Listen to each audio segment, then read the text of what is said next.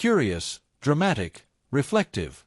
What happens when an American pastor walks into his own church, and instead of preaching the gospel, he begins to preach about Islam?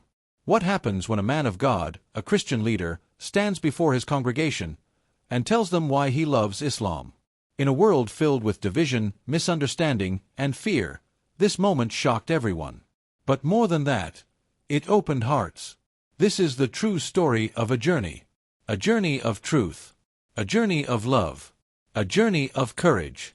This is the story of a pastor who chose to speak about Islam in the most unexpected place, the pulpit of a church. And what he said left everyone speechless. The pastor's curiosity. 4 years, Pastor James had served his small-town church in the heart of America. He was loved, respected, a devoted Christian. But deep down, something troubled him. He had seen the media portray Muslims as dangerous.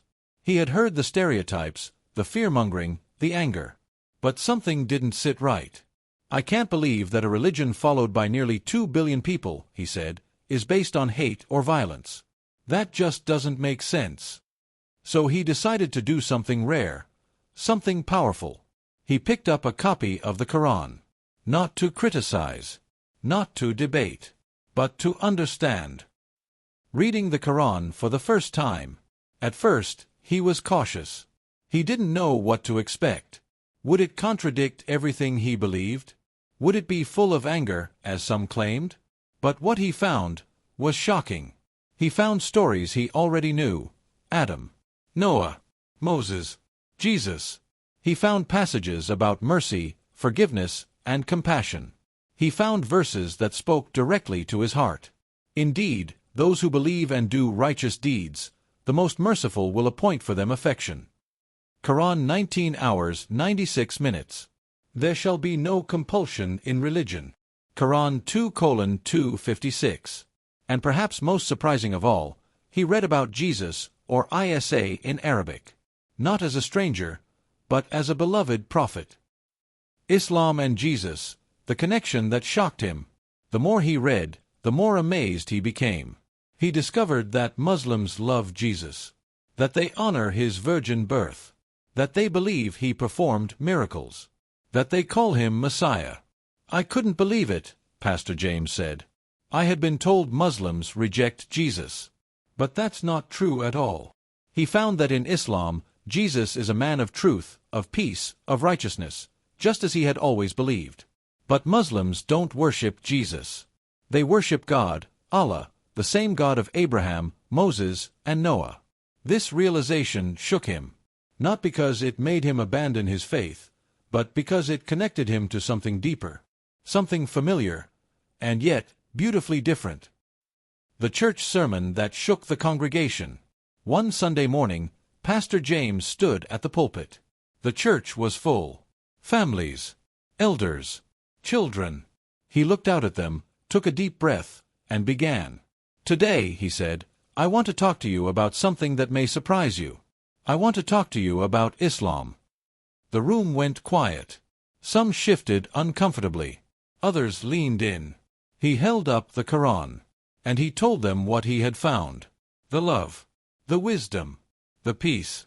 He spoke of Prophet Muhammad, peace be upon him, as a man who called for justice, kindness, humility, and faith. He shared the hadith: "The best among you are those who have the best character." He told them about the 5 pillars of Islam, and how they reflected a life of discipline, worship, and compassion. And then he said the words that stunned the room: "I love Islam." The reaction: shock, tears, and awakening. For a moment, there was silence. And then, a wave of emotion. Some people were confused. Some were angry. Some were moved to tears. "How could you say this?" one man asked. "You're a pastor. You're supposed to defend Christianity." "I'm not rejecting my faith," Pastor James replied. "I'm embracing the truth wherever I find it. And I have found beauty in Islam." He told them that he believed God is too big to be put in a box. That truth isn't owned by one group.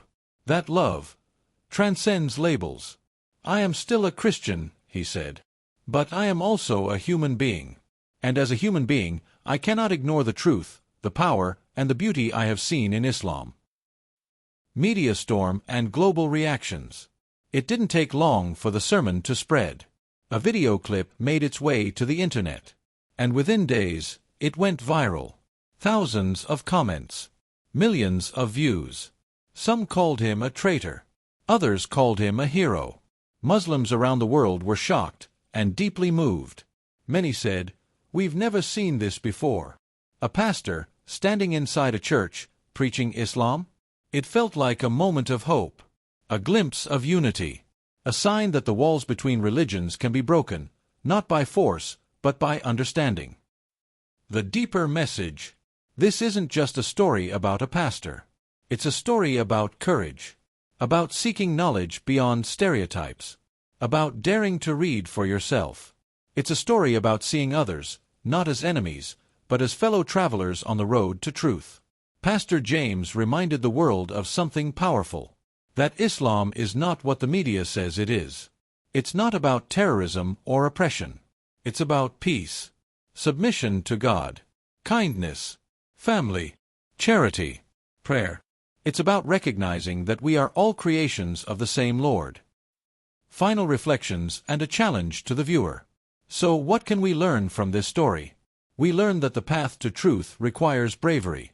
We learn that love can exist between faiths. We learn that you don't have to be Muslim to see the beauty of Islam. But maybe, just maybe, learning about Islam might change the way you see the world. And who knows? It might change your life. So here's a challenge. Don't believe what others say. Don't accept second-hand information. Pick up a Qur'an. Read it for yourself. Learn about Prophet Muhammad, peace be upon him, from authentic sources. Ask questions. Talk to Muslims. Don't be afraid to seek truth, because in that search, you might just find something amazing, just like Pastor James did. Inspirational, hopeful. This is more than a viral moment. This is a sign of awakening, a reminder that truth has no borders, that hearts can connect across faiths, that Islam, when studied with an open mind, reveals a light unlike anything else. So, whether you're a Christian, a Muslim, or still searching, let this story be a light for you, a light of understanding, a light of unity, a light of truth, because truth is worth seeking. And once you find it, it sets your soul free. Call to action, calm, firm voice. If this story moved you, share it. Let the world see that bridges are better than walls, that love is stronger than fear, and that one pastor, one sermon, and one open heart can change everything. Subscribe for more powerful stories like this one. And remember, the journey to truth begins with a single step. Take it today.